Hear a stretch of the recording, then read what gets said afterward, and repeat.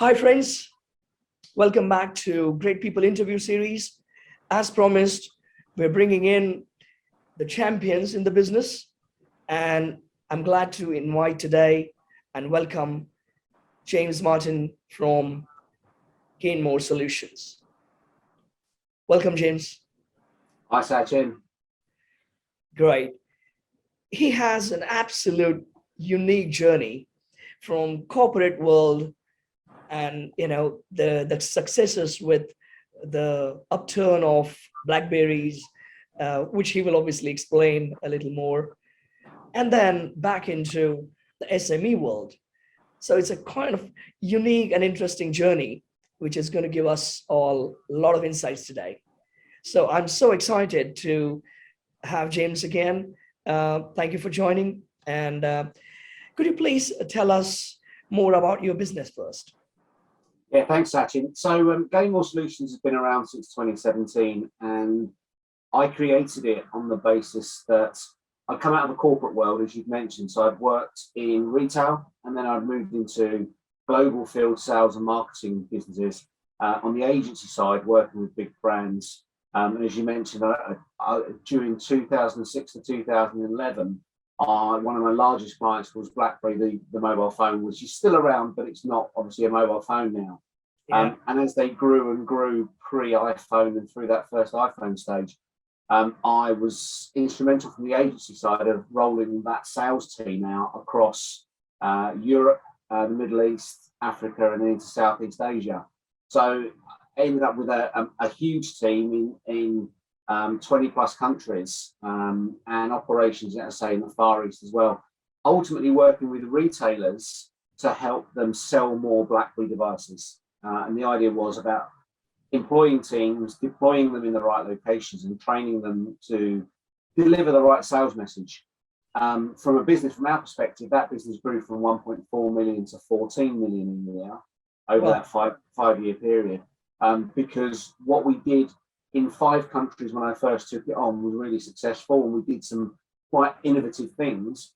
And then it was a case of, well, can you replicate that in Dubai and in Turkey and in South Africa and in Indonesia?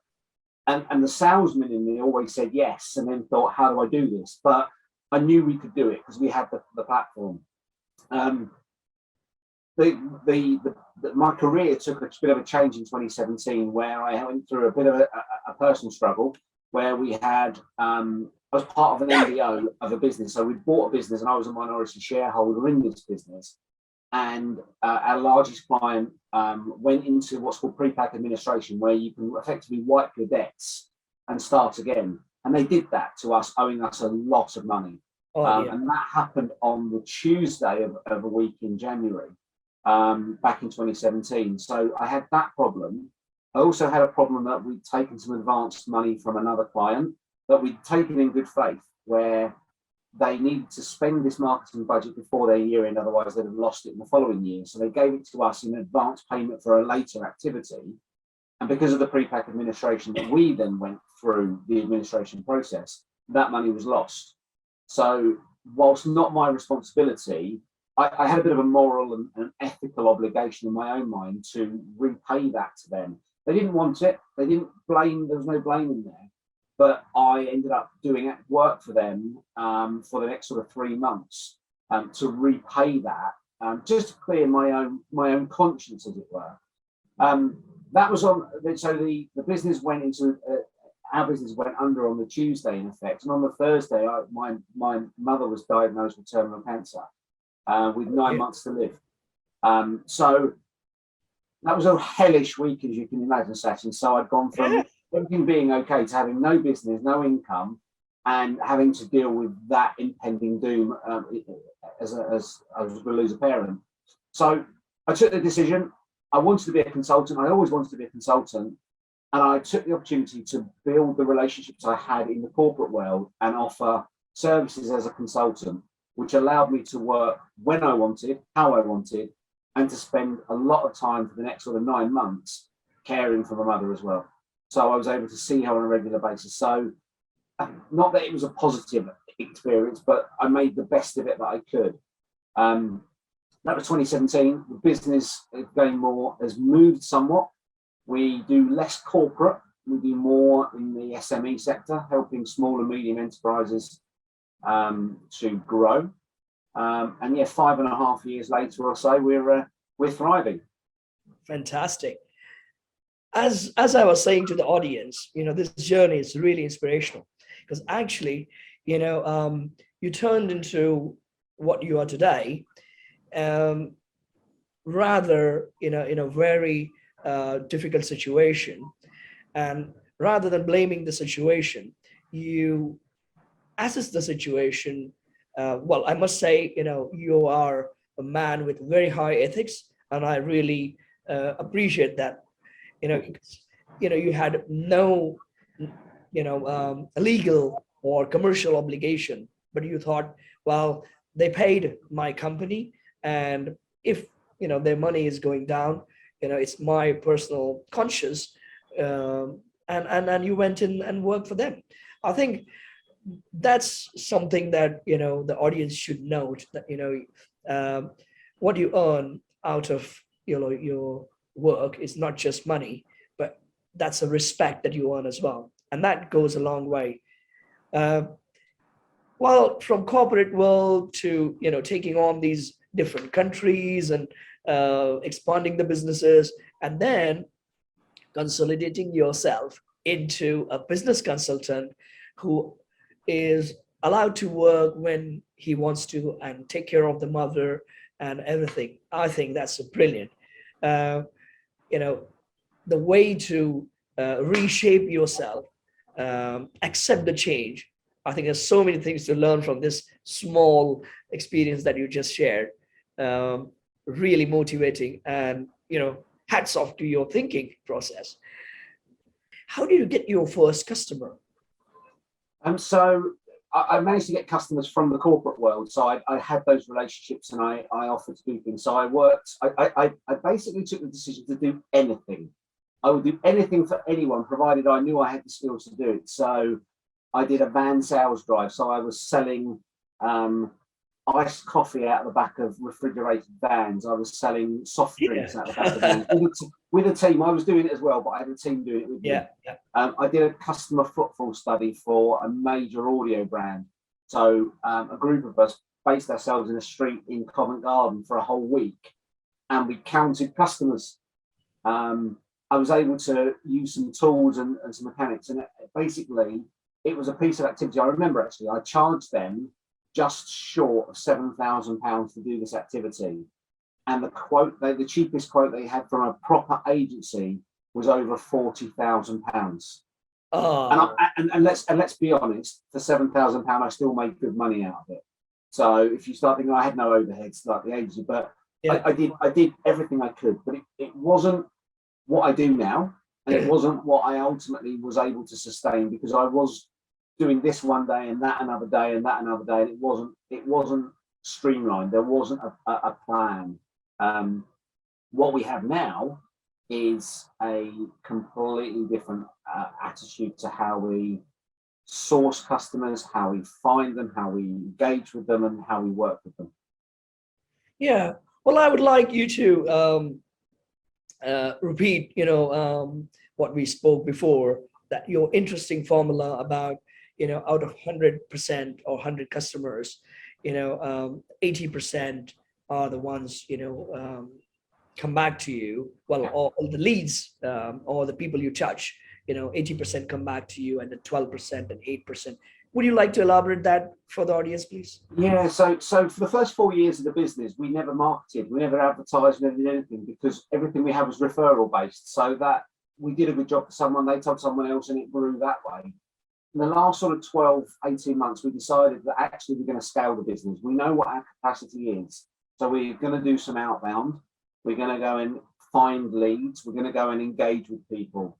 And I was looking back at the numbers as to sort of the funnel, as you call it, as to where people land and where they go. So we send a lot of information out to people who we've scoped properly. We don't just email market millions of people. We will go and find the right companies that fit us, and we'll connect to them. And then what we'll do is, once we get an engagement with them, we'll invite them to a discovery call, where we have a Zoom call currently. I think there'll always be Zoom calls, even when COVID has disappeared, because it's more cost effective to do it for them and for us. And that discovery call is about it's scheduled for half an hour. It normally lasts about 45 minutes to an hour. And we bring prospects onto that call and we say, right, come with an open mind with your business challenges and we'll see what we can help you with. And even if you don't then work with us, you'll go away with some things to do. It's going to be a good use of your time. And what we find is that on that call, about 80%, so 4/5 of the people we talk to end up being a customer of ours. So we tell them what we think they should do. The majority of those that become customers will say to us there and then, where do we sign? How do I start working with you? And I genuinely push them away at that point and say, go away for a month, do some more exploration, have a look at the market, go and do what I've told you to do, and then come back to me. And 80% of them do come back to me, which is really good because that helps me and it shows that we're doing a really good job. The 8 and the 12% you mentioned, so 8% actually don't come back to us. And we don't see that as a problem because one of the things we want to do, we genuinely want to help businesses. And those 8% that didn't come back to us, maybe we gave them the insight, the knowledge, the thing to do that they can go away and do. And they don't need us. More than happy. Yeah, I tick that box, I've achieved something. The 12% that are left are interesting because they are 12% that we choose not to work with. Now, it could be that they are willing to pay us 4 times our rate, 5 times our rate. We won't work with them. And we won't work with them because they will either drain our resource beyond what we think is fair, or they're too stuck in their ways. They're not willing to be open-minded and take decisions to change their business. And they're the challenge that we face because they're taking up a slot that we could have for a customer who's in the 80% who want to do things and improve themselves. Yeah. And in terms of that, what we find is that, I think I mentioned earlier, so we have a situation where our client tenure, so how long our clients stay with us. I've got a client who's been with me 3 years, but my average client tenure is about 7.5, 8 months. Now, people might think that's not very long. Some people might think it's hugely long. Yeah. It's about right, because after about 6 months of working with us, we want you to be getting towards your goals. And if you're not getting towards your goals, one of 2 things is happening. Either the advice we're giving you is not right, and I back everything we've done, and I've got case studies and proof galore that what we do is right, but either it's what we're telling you is not right, or, which happens to be more the case, you're not executing the plans that we agree on the calls and the meetings that you're going to go and do. Yeah. So there comes a point where the client they're not getting the benefit, but they don't want to make the decision to say, look, this isn't working for us. So I take that remorse away from them. I take that power away from them and say, I'm sorry, we're trying to help you. You're not willing to do the things we've said, therefore it's not benefiting you. I'm not going to accept you paying me anymore. So technically I'm firing you as a client. I don't want to engage with you any further. At that point, we do get a percentage that change, a very small percentage of change. Once you get over the shock of, hang on a minute, a supplier has fired me, the client, as far as I'm concerned, we part on good terms. We part on good terms, but there's clearly not a fit, and it's wrong, going back to the ethical stance, of me taking whatever the monthly rate is for that company every month, for me to have a nice couple of hours chat a month with them and to sit at the end and think, they're not going to do it. Yeah. No, I think, it's good to have that mix and ensure that, whatever you're doing is fruitful and is productive. And then obviously, if you have all those, customers in that 80% of the bracket who are executing, being successful, then, even as a business, your success ratio is 100%, because actually you're focusing on that 80% who are willing to go forward, or something is working for them. So I think, it's a good way to be, more effective. I appreciate your approach there. And, sometimes people feel awkward, because they, for whatever reason, they're not able to execute, right? But they, at the same time, they feel awkward telling you, well, actually, you know what, I'm not able to execute, so can we scale down, can we stop? But you being, honest and upfront, you would tell them, look, if it's not working, let's stop. And And Sacha, we try desperately. So this is where I position the business as a business growth consultant rather than a business coach. We know that with a lot of our clients, there's areas that we go through that they can't do or won't do for various reasons. And that's where I think the difference is. With a coach, they'll give you things to do, and if you don't do them, they'll stay on the agenda and you struggle, and the business owner is never going to do them. As a consultant, I've got clients who I know are not very good with their numbers. So there's no point in me saying to them, you need to go away and look at the numbers. What we do is we take that off them. So we go and do the numbers for them on the basis that we've got that ability to help. Now, one of my biggest successes recently, I had a client in the healthcare division who did £85,000 turnover last year. I've been working with them for 6 months, and they'll do 1.3 million this year. wow, And then £300,000 will hit the bottom line. They're scaling to 9 million in 4 years, and they'll sell it. And the business owner, who was a nurse, still technically a nurse, will walk away at the valuation of the business with about £3.5–4 million. brilliant. Oh, that's a success. Great. But she's not very good with numbers, so we do the numbers for her. Brilliant. So I think you're good at identifying the gaps and help people where exactly they need help. And I think that's where your strength comes from. Is, okay, you're not good at numbers, let's do it for you. If you're not good at something else, then we'll bring in people from our team, our ecosystem, and help you out. All the customer needs to do is listen to what you say, and help and cooperate, should I say, in execution, because ultimately they are the owners of the business, and certain things they have to execute. Yeah, absolutely. So well, moving on, what are your expansion plans, and how do you see Gainmore Solutions growing from here? So it's interesting. So as I said, a lot of our work up to about 18 months ago was referral based, and it was a nice little profitable consultancy. We took the decision in the last 18 months that we want to start scaling. So we know how many clients we can have on board. We're not there yet. We're nowhere near there yet. We're probably at about 25% of the capacity we actually want. But we know there's a ceiling, and there will be a ceiling. And this isn't about falsehoods and false scarcity. We know we can have X number of clients, and then we can deliver a really good service. The minute we go above that, the service will diminish. So we get to that point and we'll have that many clients. So we are doing some marketing campaigns. We are outreaching to the right people where we know we can offer value and it be the right solution. As I say, we're about a quarter, 25–28% of where we want to be. And I would hope that in the next 18 months, we've got a churn rate of a few clients every month that leave us, that we fire, or we get to their goals and they move on. So the marketing campaign that's quite large now in terms of bringing lots more clients in quickly becomes, we only want 2 or 3 this month because we've only lost 2 or 3.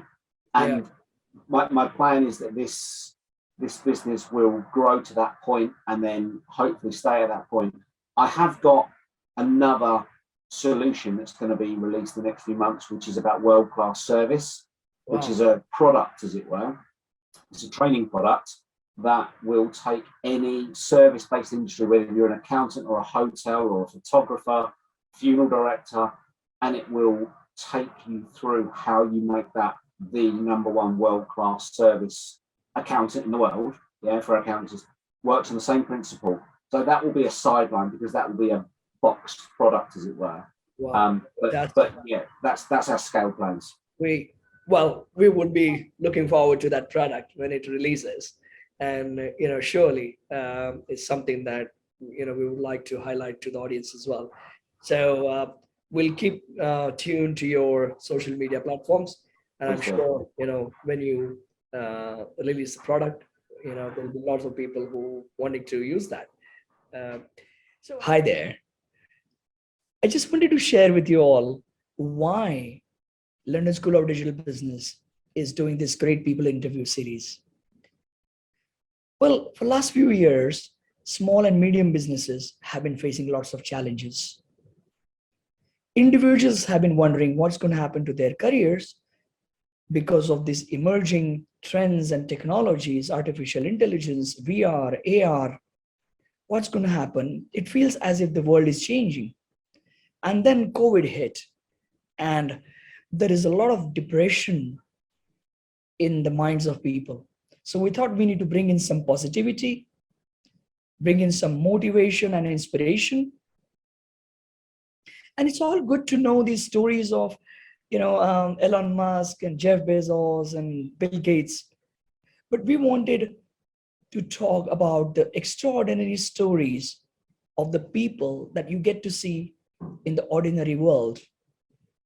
They are no way ordinary people. They are great people, but they are the ones you can relate to.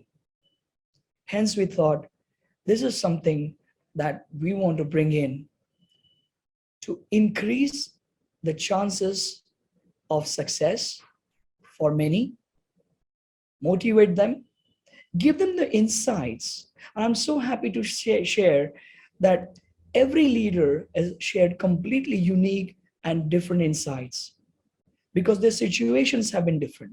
Somebody was alone, and we know that entrepreneurs are alone at the top and how it feels, and they fought their challenges. Somebody had partnership, business partners, and somebody could not survive the business partnership, so they had to rebuild themselves. Somebody thought, well, I could have done this differently if I was to go back in time. So every insight is so unique. I must thank all the people who shared their journeys, and I'm sure this will help you all succeed in life, increase the chances of your success, as well as reach there faster, and of course, achieve happiness in life. Thank you for listening. So having discussed, a lot of business, let's go to a little bit of a lighter side of the session. Some rapid fire questions. Okay. If you were to go back in time, what you would have done differently? I'd have done this earlier. I have moved into this sort of consultancy business earlier. Yeah, I did all right at school. I didn't go to university. I went into the world of work. But I'd have read more, learned more, and done this quicker. Brilliant. What do you do over the weekend? I work a lot. I mean, to be honest, the fact that I work for myself doesn't stop me from working a lot. But I like to read, watching TV. I'm a sports fan, so I'm going to Paris next weekend for the Champions League final. I'm a Liverpool supporter, right or wrongly. And I am running my third marathon in October. So there's a bit of training for that going on at the moment. Wow, good luck for that, man. So you're going to do a half marathon or full marathon? I know 4. I've done 2 before. Wow. I ran Milton Keynes and I ran London before. I'm running London again in October. I didn't train for the last 2 marathons. I just did them. Not advisable. Don't do that. So I'm actually training for this one. Well, I'm training for one as well, but I haven't done one. So probably, if at all I do the London one this year, I'll let you know. Probably we'll meet up. Yeah. Please do. All right. Well, tell us more about your family and pets that you have or not. So I live with my partner Carla, who works for a massive organisation as well. So comes from the corporate world. We live in Peterborough, and a little village on the outside of Peterborough. I've got 2 daughters, both teenagers, 16 and one who's going to be 15 on Sunday. Yeah, that's pretty much me. And Carla's got an 8-year-old son. So I'm sort of blended families and all of that. It's fantastic. Brilliant, brilliant. Okay, and what's your favorite holiday destination? I'm not a beach person. I'm more an active person, not a mountain climber or anything like that. I'd much rather go to cities. But I think my favourite places in the world would either be I love Copenhagen, love Singapore, quite like Dubai and all of that. And in the UK, I think Ireland, so Dublin or Liverpool in the UK would be my UK things. But I'm not a beach person. I can't sit on the Oh, beach too right. long. Well, that's interesting. Um, so the last and concluding part of the interview, tell us what's your ultimate goal, and if you have some, vision or purpose of life that you have defined. Okay, so I've chosen the day I'm going to retire, and I'm quite open the fact that I'm 45. I was 45 last month, and I've chosen the date I'm going to retire, and it's possibly a semi-retirement rather than a full retirement. But my date is in the diary, and that date would be what would have been my dad's 100th birthday. So the 9th of October 2033 will be the date I aim to retire. I've got this business. I've got a property business as well that I run, and that's what. So I've got 11 years. So I now need to make sure there's enough money in the pot at that point that I can retire and enjoy life and still do things. You're I don't think a plan man. yeah, I don't think I'll ever actually retire because a lot of what I do is mental and therefore I can help. It's not a physical job. So, and I'm a bit of a workaholic. That's me. In terms of the business, the first 5 years, we helped companies to turn over or improve their sales by about short of £11 million in 5 years. I want to take that to 100 million. I want to get to a point where I'm helping companies and can sit here quite happily and say, I've helped businesses grow by £100 million. So I'm a tenth of the way there, I think. Wow, good luck for that goal. Fantastic. The last question is, what would be your advice to the small, medium entrepreneurs, enterprises, which is what you specialize into? And as we say, you are an SME gizzard. Sachin, I would say there's a couple of things. It would be wrong of me to not sit here and say have someone around you that knows what they're doing. Yeah, that's there even as a sounding board. Yeah, because even if you know your business, you might not know how to run a business. That's how I've helped other people. Couple of things I would say is make sure you know your numbers. Yeah, as a business owner, make sure you know your numbers.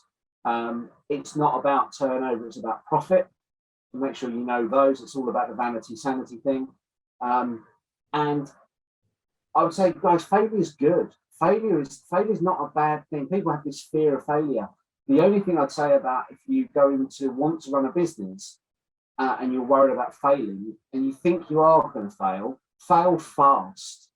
Fail fast, learn, move on, and take everything you learned from the failure into the next thing, which will be more successful. And if you fail again, fail fast again, and keep going. You will get there. It's tough, but you'll get there. Fantastic. What a wonderful piece of advice, James. And that's something very unique. I have been having so many interviews, but what you shared throughout this interview has been unique and really, really inspirational. So thank you so much for your time, James. Thanks, Sachin. All right, guys. Well, I would like to continue to talk and get more insights from James, but I guess if you need some, you can connect to him straight away over social media platforms. And well, bye for now. Thank you. Thanks, James.